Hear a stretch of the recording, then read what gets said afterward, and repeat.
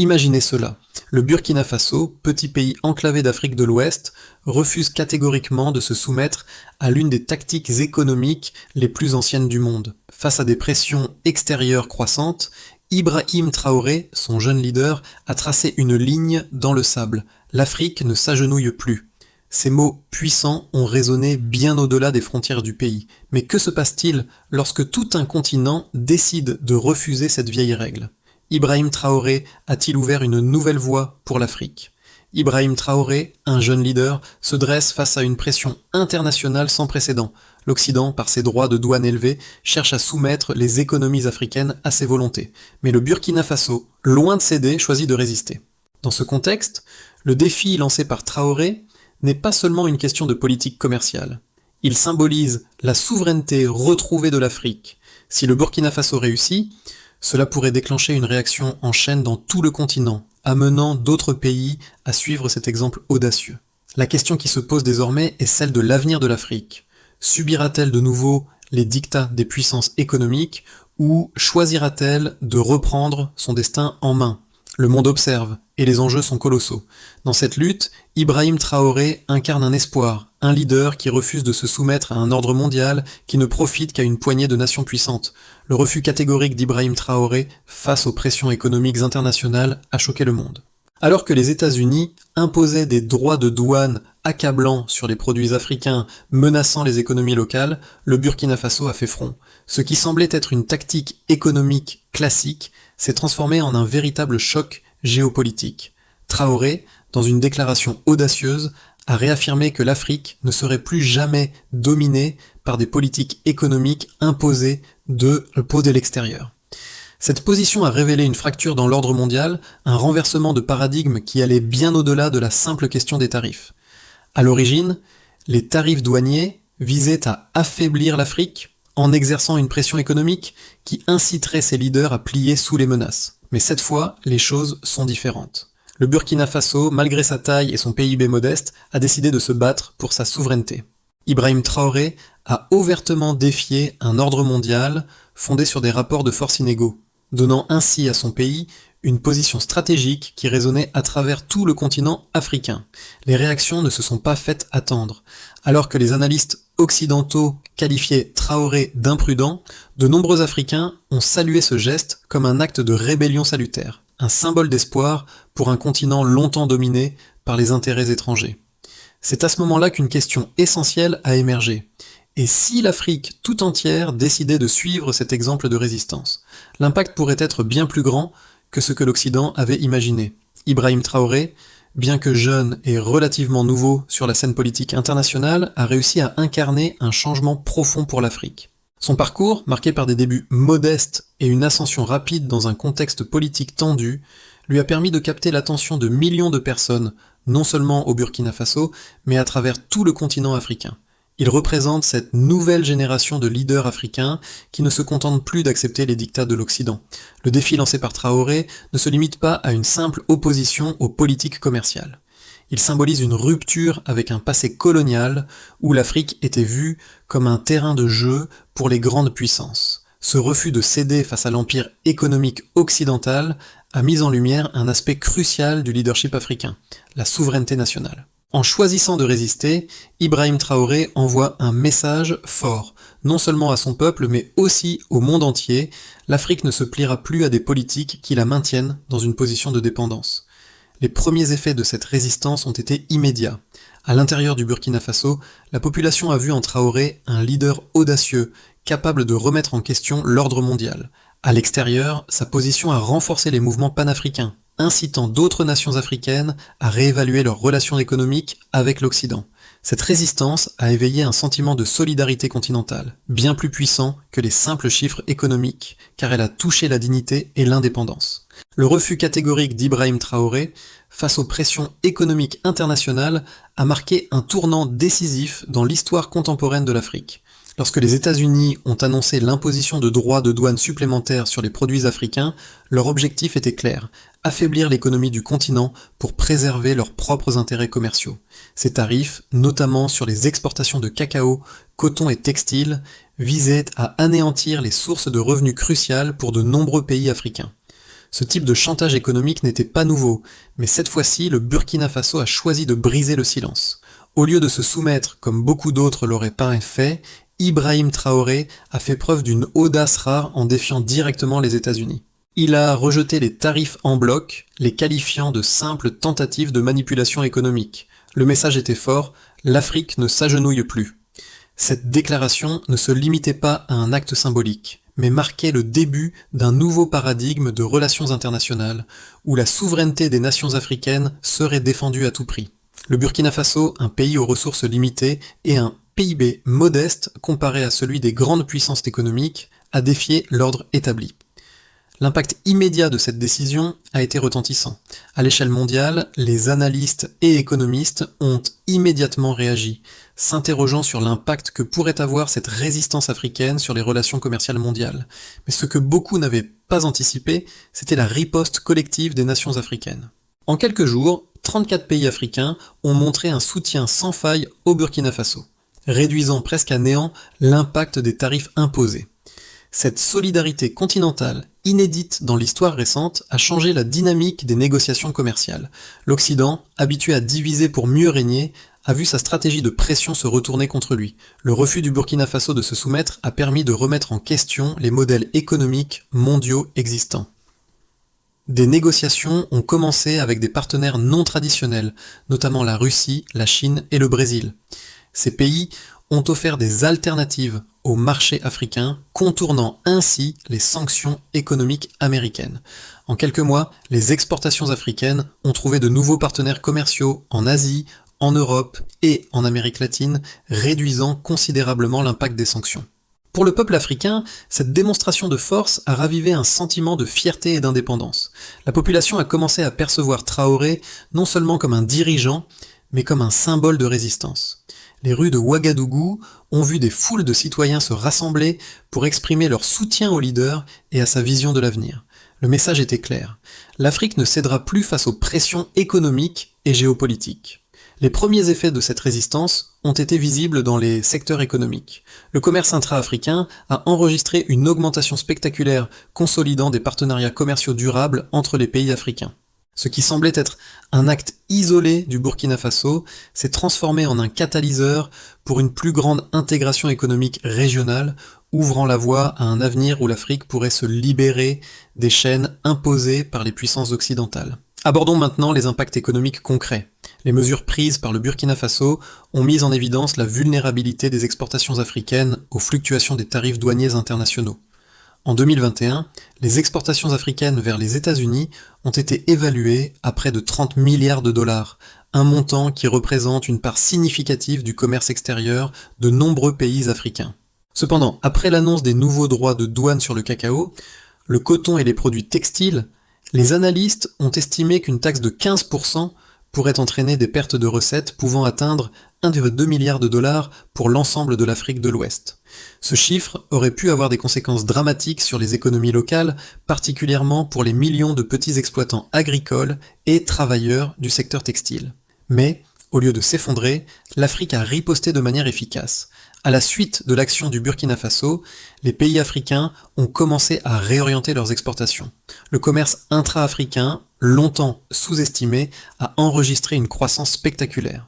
Selon les données de la Banque africaine de développement, BAD, le volume des échanges commerciaux entre les pays africains a augmenté de 20% au cours de l'année, suivant la résistance de Traoré, atteignant un total de près de 300 milliards de dollars en 2022.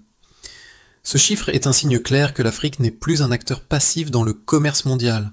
En outre, plusieurs pays africains ont renforcé leurs relations commerciales avec des partenaires non traditionnels, notamment la Chine, la Russie et le Brésil, ce qui a permis de compenser largement les pertes causées par les tarifs américains. Un autre indicateur essentiel a été la stabilisation des monnaies africaines. Traditionnellement vulnérables aux pressions économiques mondiales, les monnaies des pays concernés par les sanctions ont montré une résilience inattendue. Le franc CFA, utilisé dans plusieurs pays d'Afrique de l'Ouest, a vu sa valeur se stabiliser, contrairement à ce que les analystes avaient prédit. En seulement 6 mois après la déclaration de Traoré, la monnaie de l'Union économique et monétaire ouest-africaine, UEMOA, a connu une légère appréciation de 2 ou 3% par rapport au dollar américain, un signe de confiance dans la solidité économique retrouvée du continent. Les investissements étrangers ont également montré une tendance positive. En 2022, les investissements directs étrangers IDE en Afrique ont augmenté de 8% par rapport à l'année précédente, atteignant un total de 50 milliards de dollars. Ce regain d'investissement s'explique en partie par la recherche d'alternatives aux marchés occidentaux et par la diversification des partenaires commerciaux. En réponse à la fermeture progressive des marchés européens et américains pour certains produits, des entreprises africaines ont développé de nouvelles stratégies de production et de distribution, exploitant davantage les marchés internes et intercontinentaux. Enfin, l'impact sur les prix des matières premières a été notable. Les contrats à terme sur le cacao, l'or et le coton, qui avaient chuté en raison des incertitudes liées aux droits de douane, ont commencé à remonter à la fin de 2022. Les prix du cacao ont bondi de 4%, tandis que ceux du coton ont augmenté de 3%. Ces hausses ont eu des répercussions directes sur les économies rurales, soutenant ainsi les revenus des producteurs locaux. Ce phénomène a été amplifié par le renforcement des chaînes d'approvisionnement régionales, permettant aux pays africains de maintenir leur compétitivité sur les marchés mondiaux.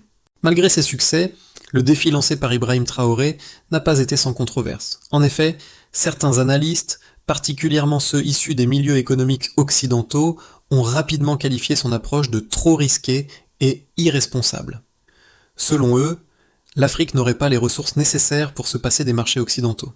De plus, les pays africains, dépendants de leurs exportations agricoles, risquaient de se retrouver dans une situation économique encore plus précaire si les échanges avec l'Occident se réduisaient. Le Burkina Faso, avec son PIB relativement faible et sa situation géographique enclavée, semblait être un petit poisson défiant un gigantesque prédateur. Cependant, cette analyse néglige un élément fondamental, l'émergence d'une nouvelle dynamique économique en Afrique.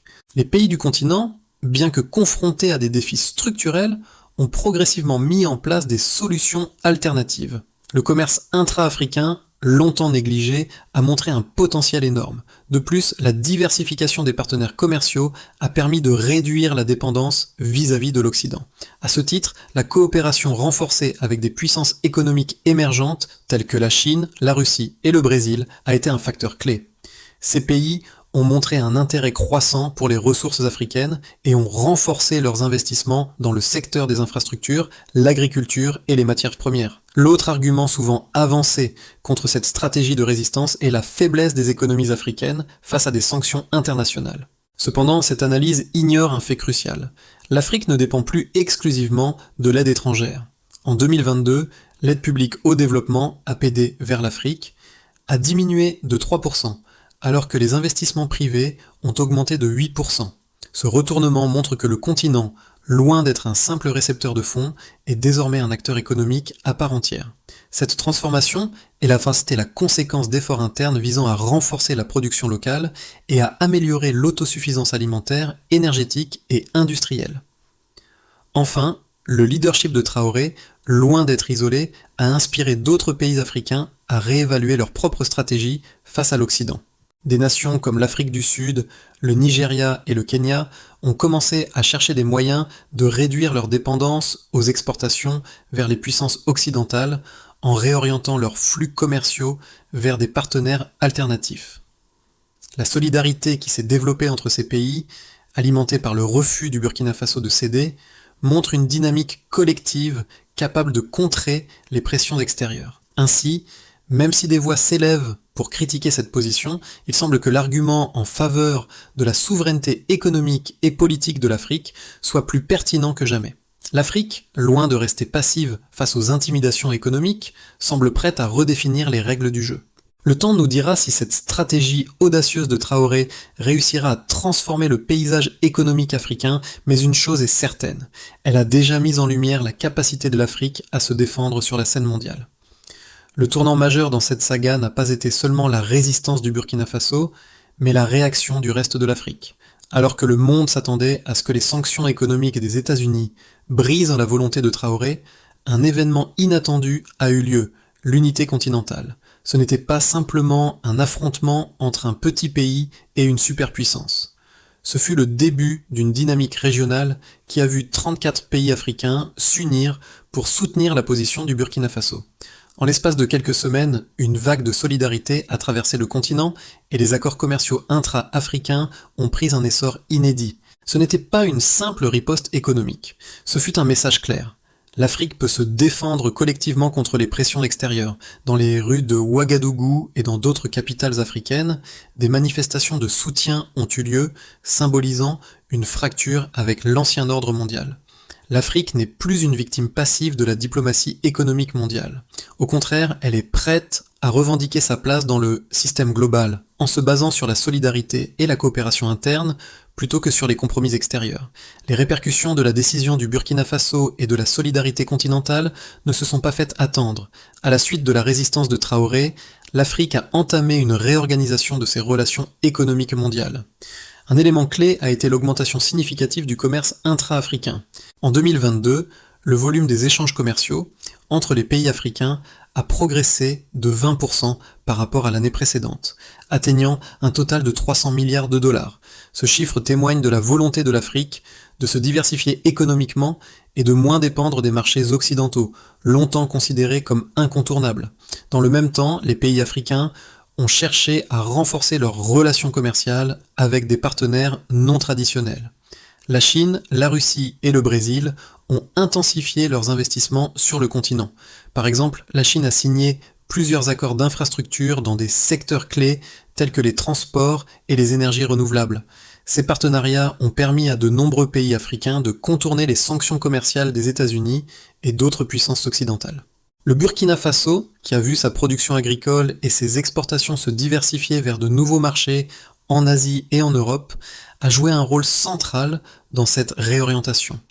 Les nations africaines, auparavant fragilisées par des politiques économiques extérieures imposées, ont désormais renforcé leur résilience. Par exemple, le Ghana, un autre producteur majeur de cacao, a vu ses exportations augmenter de 12% après avoir redirigé ses flux commerciaux vers de nouveaux marchés asiatiques. En parallèle, les économies plus grandes comme le Nigeria ont utilisé la situation pour reconsidérer leurs propres relations commerciales, négociant directement avec de nouveaux partenaires sans passer par les intermédiaires traditionnels. L'impact immédiat de cette dynamique a aussi été observé dans le secteur financier. En 2022, les investisseurs étrangers ont accru leurs investissements en Afrique, avec une hausse de 8% des investissements directs étrangers, IDE.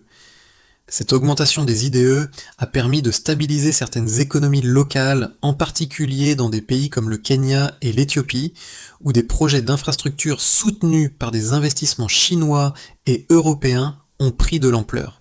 La dynamique de solidarité entre les nations africaines a également créé un sentiment de confiance mutuelle. Ce qui était autrefois une relation économique fragile est devenu un modèle de coopération plus robuste. L'Union africaine, souvent critiquée pour son manque d'action dans le passé, a montré son rôle central dans cette initiative, favorisant la coopération régionale au détriment des anciennes pratiques de division imposées par les puissances étrangères. Les dirigeants africains ont compris que leur avenir dépendait désormais de leur capacité à s'unir pour faire face aux défis mondiaux. Ainsi, les conséquences de la décision de Traoré vont bien au-delà de la simple opposition aux droits de douane américains. Elles marquent une rupture avec un passé où l'Afrique était perçue comme une victime dans les relations internationales. Aujourd'hui, elle émerge comme un acteur déterminé, prêt à redéfinir les règles du commerce mondial en fonction de ses propres priorités et de ses propres valeurs. L'avenir de l'Afrique, après la résistance audacieuse du Burkina Faso, peut se dessiner sous 3 scénarios distincts, chacun dépendant de la manière dont les pays africains répondront aux défis actuels. Ces scénarios pourraient redéfinir le rôle de l'Afrique dans l'économie mondiale pour les années à venir. Considérons d'abord le scénario de base, celui de la consolidation et de la diversification. Le scénario le plus probable est que l'Afrique continue sur sa voie de diversification économique. Après la réaction unanime de solidarité envers le Burkina Faso, les échanges intra-africains connaissent une croissance continue, et les pays du continent nouent des partenariats plus solides avec des puissances émergentes comme la Chine, la Russie et l'Inde. Les efforts pour diversifier les marchés d'exportation portent leurs fruits, et les économies africaines deviennent moins vulnérables aux fluctuations des marchés occidentaux. Dans ce contexte, la zone de libre-échange continentale africaine, ZLECA, continue d'évoluer, avec des gains notables en matière de commerce interrégional. À l'horizon 12 mois, l'Afrique aura consolidé une part plus grande de son commerce extérieur, ce qui augmentera la résilience de ses économies face aux pressions économiques mondiales. Examinons ensuite le scénario optimiste, celui du leadership mondial africain. Si les pays africains réussissent à surmonter les obstacles liés à la mise en œuvre de la ZLECA et à renforcer la coopération régionale, l'Afrique pourrait émerger comme un acteur majeur dans les relations commerciales mondiales. Sous ce scénario, plusieurs nations africaines se diversifient non seulement économiquement mais aussi politiquement, créant des alliances stratégiques au sein des BRICS, de l'Organisation de la coopération islamique, OCI, et d'autres forums mondiaux. Le Burkina Faso en particulier pourrait jouer un rôle clé dans ce mouvement en devenant un modèle de leadership pour d'autres nations africaines qui souhaitent renforcer leur souveraineté économique. L'Afrique se positionnerait alors comme un acteur incontournable du commerce mondial, capable de dicter ses propres termes dans les négociations internationales. Terminons par le scénario pessimiste, celui des défis internes et des divisions. Cependant, ce processus de transformation n'est pas sans risque. Si certains pays africains, notamment ceux économiquement plus faibles ou politiquement instables, ne parviennent pas à tirer parti des nouvelles dynamiques économiques, l'Afrique pourrait se retrouver fragmentée. L'isolement politique de certains États et la persistance des conflits internes pourraient freiner la consolidation régionale. Dans ce scénario, les pressions économiques de l'Occident pourraient réapparaître, avec des sanctions ciblées ou des politiques commerciales restrictives visant à diviser les nations africaines. L'absence d'une action collective forte pourrait empêcher l'Afrique de réaliser son potentiel de diversification et de développement durable. Chacun de ces scénarios dépendra de la capacité des dirigeants africains à maintenir l'unité du continent et à surmonter les défis internes tout en capitalisant sur les opportunités offertes par la coopération régionale et internationale. Les décisions prises dans les mois à venir seront cruciales pour déterminer la trajectoire de l'Afrique sur la scène mondiale. La question qui persiste à travers cette histoire de défis et de résistance est celle de Tsambeli. Et celle de l'avenir de l'Afrique. Et si le Burkina Faso n'avait pas rejeté les pressions économiques de l'Occident, aurait-on jamais vu ce souffle de solidarité à travers tout le continent ? La décision de Ibrahim Traoré de se dresser contre les puissances mondiales est bien plus qu'une action politique. Elle est un symbole puissant de ce que l'Afrique pourrait accomplir lorsqu'elle se réunit autour d'un objectif commun. Dans les rues de Ouagadougou, comme dans celles de Dakar, Nairobi et Abidjan, des milliers de jeunes Africains se sont mobilisés pour soutenir cette idée de souveraineté retrouvée. Ce mouvement est un cri de ralliement pour ceux qui croient qu'un avenir prospère pour l'Afrique ne passera pas par l'acceptation des dictats externes, mais par la coopération interne et la valorisation de ses propres ressources. Mais la question reste, et vous ? En tant que citoyen africain ou en tant que membre de la diaspora, comment cette histoire de résistance vous interpelle-t-elle ? Peut-on réellement imaginer un avenir où l'Afrique ne subit plus les conséquences des politiques économiques imposées de l'extérieur ? Comment pouvons-nous, à un niveau personnel ou collectif, contribuer à la construction d'un avenir plus juste pour nos pays, un avenir où la souveraineté économique n'est pas seulement une aspiration, mais une réalité tangible ? Ce défi lancé par Ibrahim Traoré ne concerne pas seulement l'Afrique, il pose une question universelle. Que signifie réellement l'indépendance dans le monde moderne ? Et surtout, quel rôle allons-nous jouer dans cette transformation mondiale ? Le chemin pour transformer l'Afrique en un acteur économique, indépendant et souverain commence par des actions concrètes, tant au niveau gouvernemental que populaire. Voici quelques étapes clés qui pourraient permettre au continent de réaliser cette transformation et de maintenir sa position face aux pressions extérieures. D'abord, il faut renforcer les institutions régionales. L'Union africaine, UA, doit jouer un rôle central dans cette dynamique. La création d'institutions économiques solides et indépendantes est essentielle pour faciliter le commerce intra-africain et promouvoir une coopération régionale cohérente. Le développement de la zone de libre-échange continentale africaine, ZLECA, doit être accéléré pour permettre aux pays du continent de commercer entre eux de manière plus fluide, réduisant ainsi leur dépendance vis-à-vis des marchés extérieurs. Ensuite, il est crucial de diversifier l'économie et d'investir dans les infrastructures. Les gouvernements africains doivent investir massivement dans des secteurs clés comme les infrastructures, l'agriculture durable et les technologies vertes. Ces investissements devraient être orientés vers l'autosuffisance alimentaire, énergétique et industrielle, afin que les pays africains ne soient plus contraints de dépendre des exportations de matières premières. L'éducation et le développement des compétences sont également des leviers fondamentaux. La formation dans les domaines des sciences, de la technologie et de l'innovation est particulièrement cruciale pour préparer une main-d'œuvre capable de répondre aux défis du marché mondial. Il faut aussi renforcer les partenariats non traditionnels. Les pays africains devraient continuer à diversifier leurs partenariats commerciaux en dehors des circuits traditionnels. Cela inclut la consolidation des relations avec des pays comme la Chine, la Russie, le Brésil et d'autres puissances émergentes, mais aussi le développement de nouveaux partenariats dans les domaines de l'agriculture, de la santé et de la technologie. Enfin, la promotion de la solidarité continentale est essentielle. Il est vital de maintenir cette dynamique de solidarité observée lors de la résistance du Burkina Faso. Les pays africains doivent comprendre que leur force réside dans leur capacité à s'unir. Les mouvements de soutien à la souveraineté africaine doivent être amplifiés, non seulement par les dirigeants politiques, mais aussi par la société civile et les entreprises locales. En suivant cette feuille de route, l'Afrique pourrait non seulement renforcer sa souveraineté économique, mais aussi se positionner comme un acteur stratégique incontournable sur la scène mondiale. L'histoire de la résistance du Burkina Faso, incarnée par Ibrahim Traoré, n'est pas seulement celle d'un petit pays défiant une grande puissance. C'est le récit d'un continent qui pendant trop longtemps a accepté de se conformer aux règles dictées par des forces extérieures. Aujourd'hui, l'Afrique se dresse, forte de sa diversité et de son histoire, et refuse de rester passive.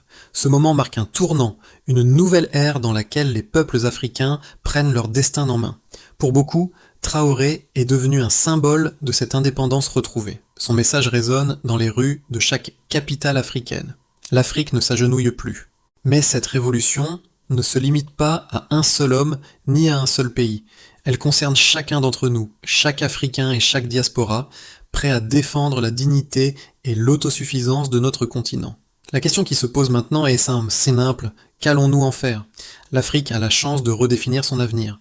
Ensemble, avec détermination et solidarité, nous pouvons créer un monde où la souveraineté n'est pas un privilège, mais un droit fondamental. Ce qui a commencé comme une simple déclaration de défi par Ibrahim Traoré est devenu un mouvement qui résonne bien au-delà des frontières du Burkina Faso. C'est une question de dignité, de souveraineté et de choix collectifs. Si l'Afrique peut résister aux pressions économiques mondiales, imaginer un avenir sans ces chaînes est désormais une possibilité. Mais ce chemin ne peut être parcouru seul. Il requiert l'engagement de chacun, que ce soit en tant que citoyen, entrepreneur ou leader communautaire. Et vous ? Où vous situez-vous dans cette révolution silencieuse ? Quelles actions pouvez-vous entreprendre à votre échelle pour soutenir cette quête de souveraineté pour l'Afrique ? Partagez vos pensées et vos idées. Engageons la conversation. Ce débat n'est pas seulement pour les dirigeants politiques, il est pour chaque Africain qui croit en un avenir où l'indépendance économique et la coopération continentale sont des réalités.